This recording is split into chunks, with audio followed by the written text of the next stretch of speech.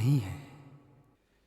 लोग सिर्फ इस लालच में लगे हुए हैं कि किसी तरह कुछ चमत्कार हो जाए, क्योंकि वो अपने मुसीबतों, अपनी हालात को बदलना चाहते हैं। वो सिर्फ बदलाव की इच्छुक है। लोग भगवान की तरह ग्रहों की पूजा करते हैं, और ये अभी से नहीं है, सदियों से है। ये सदियों से चला आ रहा है। लोगों ने ज्योतिष की वजह से ग्रहों को भगवान का दर्जा दे दिया है, और ये इसलिए कर रहे हैं क्योंकि लोगों ने ज्योतिष के बारे में कुछ जानकारी ही नहीं ली है। लोगों को ज्योतिष के बारे में कुछ पता ही नहीं है। ज्योतिष के अनुसार आपके हर एक पल को बदलने के लिए 100 से भी अधिक ग्रहों का परिवर्तन चाहिए, और जब आपके एक पल को बदलने के लिए इतने सारे ग्रहों को परिवर्तन चाहिए, इसके बाद लोग सोचते हैं कि अपने वर्तमान को बदल दो, और लोग सोचते हैं कि अपने वर्तमान को बदला जा सकता है। ये सोच ही एक मूर्खता है, क्योंकि जब इतने सारे ग्रह एक पल बनाते हैं तो आप अपना वर्तमान कैसे बदल सकते हो? कैसे आप ग्रहों की दिशा बदल सकते हो? ज्योतिष ये सब नहीं सिखाता। ज्योतिष ये सब दर्शाता भी नहीं है। यही कारण है कि प्रार्थनाओं का कोई मूल्य नहीं है। यही कारण है कि प्रार्थना सुनी नहीं जाती। यही कारण है कि आपकी प्रार्थना स्वीकारी नहीं जाती। जीवन में होने वाली घटनाओं का केवल एक छोटा सा अनुमान लगाया जा सकता है, उन्हें बदला नहीं जा सकता। इस पर आपका बहुत कम नियंत्रण है। ज्योतिष के अनुसार यहाँ तक कि बदलाव के लिए प्रयास करना भी ग्रहों की स्थिति और उनके परिवर्तन के कारण ही होता है। ये सोचना कि मैं बदलाव कर दूं, ये भी ग्रहों का ही असर है। तो फिर आप कैसे कह सकते हो कि मैं ग्रहों की चाल बदली कर सकता हूं, मैं अपनी स्थिति बदली कर सकता हूं? ज्योतिष भविष्य जानने के लिए है, भविष्य बदली करने के लिए नहीं है। जीवन में आने वाले परिवर्तन की भविष्यवाणी के लिए है। जीवन की दिशा बदली करने के लिए नहीं है। जब बदलाव सुनिश्चित है तो उसे कैसे बदला जा सकता है? जीवन एक निरंतर चलने वाली क्रिया है। ये रुक नहीं सकती, ये बदली नहीं जा सकती। ये कभी ना रुकने वाली और ना बदलने वाली प्रक्रिया है। यही कारण है कि सालों तक इतना अभ्यास और इतनी सारी गणनाएं करने के बावजूद भी एकदम सही भविष्यवाणी कर पाना संभव नहीं है। और ये सब इसलिए है क्योंकि जीवन अज्ञात है। इसकी भविष्यवाणी नहीं की जा सकती। ये सिर्फ चलते रहने वाली एक प्रक्रिया है, लगातार बदलने वाली है। जीवन में कुछ भी निश्चित नहीं है। इतने सालों तक ज्योतिष अभ्यास और गणनाओं के बारे में जानकर और ज्योतिष के बारे में इतना कुछ पढ़ने के बावजूद भी लोग जो ज्योतिष पर अपनी दशा बदलने के लिए विश्वास रखते हैं और प्रयास करते हैं, उनसे बड़ा मूर्ख और कोई नहीं है। क्योंकि वो दिल से तो जानते हैं कि ये बदलाव असंभव है, ये रुक नहीं सकता, ये बदला नहीं जा सकता। फिर भी वो बदलने की पूरी कोशिश करते हैं, और उनसे बड़े बेवकूफ और कोई नहीं है। और इन्हीं बेवकूफ़ों के लिए कुछ अक्लमंद लोगों ने ग्रहों को भगवान का दर्जा दे दिया। जानबूझकर ऐसे लोगों को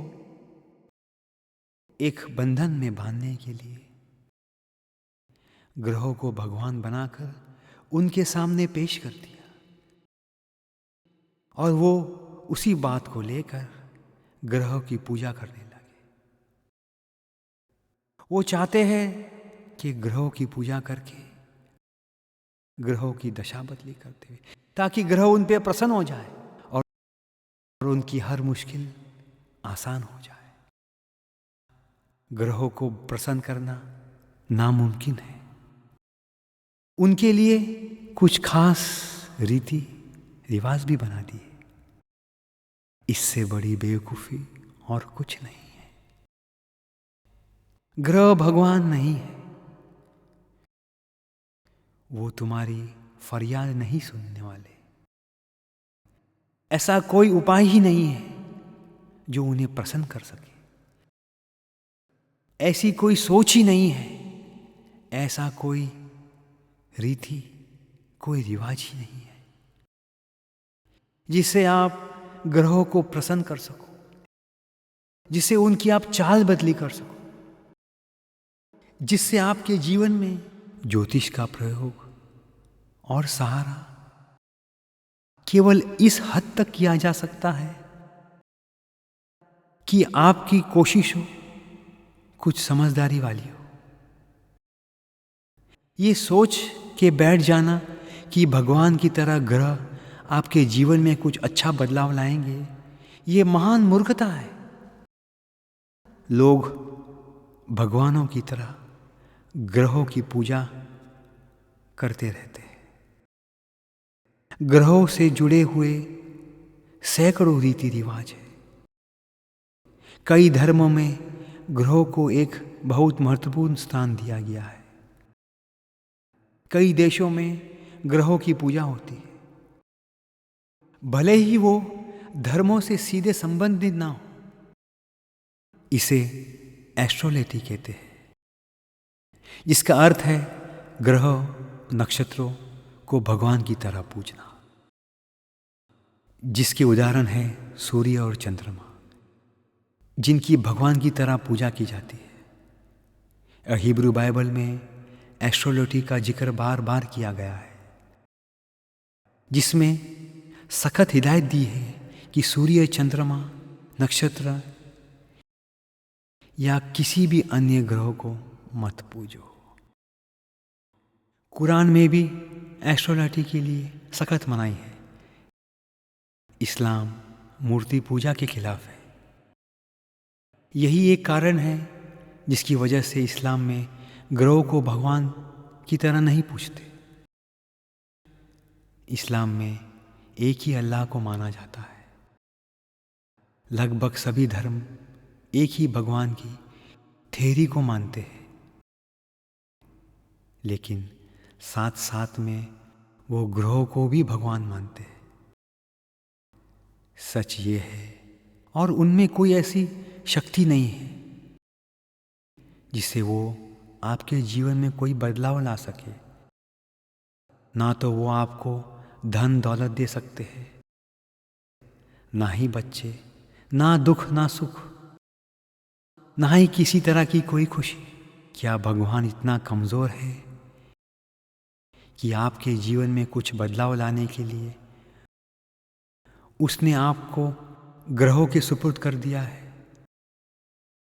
अगर ऐसा है तो फिर भगवान की क्या जरूरत है? इन दोनों में कोई एक थ्योरी ही मानी जा सकती है। या तो ये सही है कि भगवान ही सर्वोच्च है, या फिर हम ग्रहों को ही भगवान माने। पर दोनों ही भगवान हैं, ये बात कुछ हजम नहीं होती। मेरे हिसाब से भगवान नहीं है, ग्रह भी भगवान नहीं है। आपके जीवन में बदलाव ना कोई रीति रिवाज ला सकता है,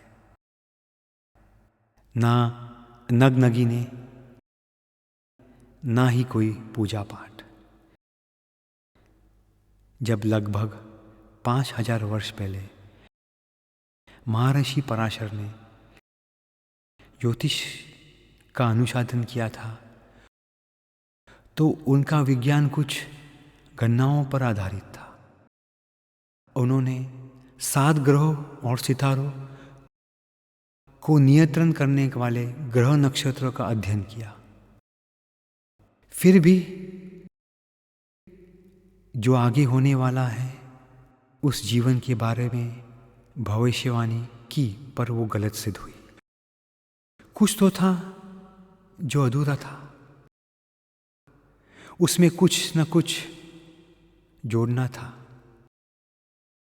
जिससे भविष्यवाणी सही हो सकती थी। महर्षि पराशर ने राहु और केतु का निर्माण किया। ये दोनों वास्तव में ग्रह नहीं है, ये तो एक काल्पनिक ग्रह है। जैसे ही महर्षि पराशर ने राहु और केतु को अपनी सब गणनाओं में जोड़ दिया, इसे जोड़ते ही महर्षि पराशर का अनुसंधान पूरा हो गया। राहु और केतु आपकी जन्म कुंडली में हमेशा विपरीत स्थान में होते हैं। राहु भौतिक उपलब्धियों को दर्शाता है और केतु आध्यात्मिकता को दर्शाता है। जैसे ही राहु और केतु को ग्रहों के स्थान दे दिए, वैसे ही सारी भविष्यवाणियां सही होती गई। लेकिन सच्चाई यह है कि राहु और केतु दोनों का ही अस्तित्व नहीं है।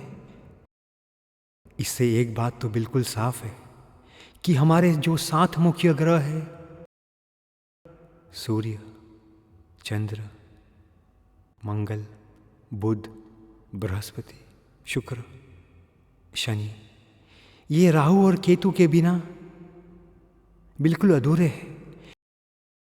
इनके बिना कुछ नहीं कर सकते। अगर ये 7 ग्रह भगवान होते तो इन्हें इन 2 काल्पनिक ग्रहों की जरूरत ही नहीं होती। इन 2 काल्पनिक ग्रह राहु और केतु की बिल्कुल कोई आवश्यकता नहीं होती।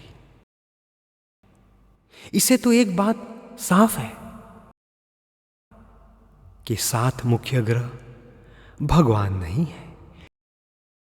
क्योंकि अगर ये 7 ग्रह भगवान होते तो इन भगवान को किसी काल्पनिक ग्रह की क्या जरूरत? क्या इनकी सब योजनाएं किसी 2 काल्पनिक ग्रह पर निर्भर होती? इतना जानने के बावजूद भी लोगों ने ग्रह को भगवान मान लिया। लोगों ने तो राहु और केतु को भी भगवान मान लिया, जो कि है ही नहीं। वो तो चंद्रमा के छाया ग्रह है। वो तो सिर्फ एक छाया है, एक कल्पना है। जो इंसान कल्पना को भगवान मानता है, उसके बारे में तो कुछ कहना ही बेवकूफी है। इससे बड़ी बेवकूफी की कोई बात हो ही नहीं सकती।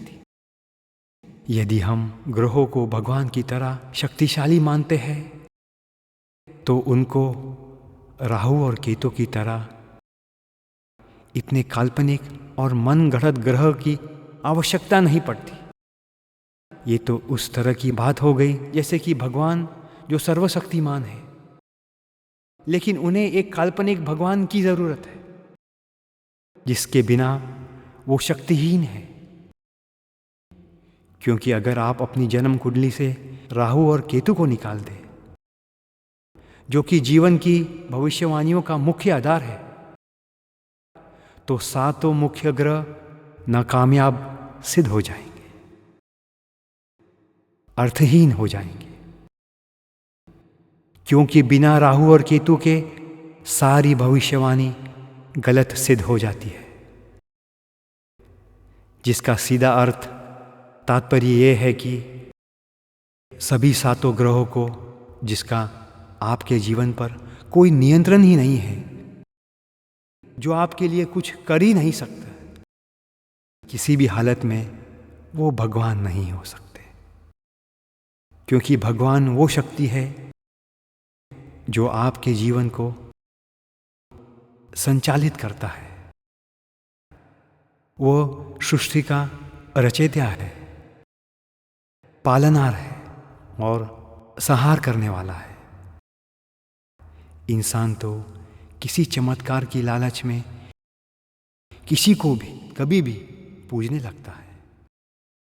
यही तो इंसान की सबसे बड़ी कमजोरी है कि उसे जरा सी भी कोई आशा दिखे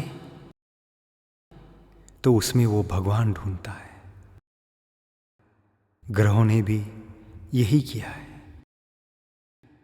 पंडितों ने ग्रहों के माध्यम से इंसान को आशा दिखाई,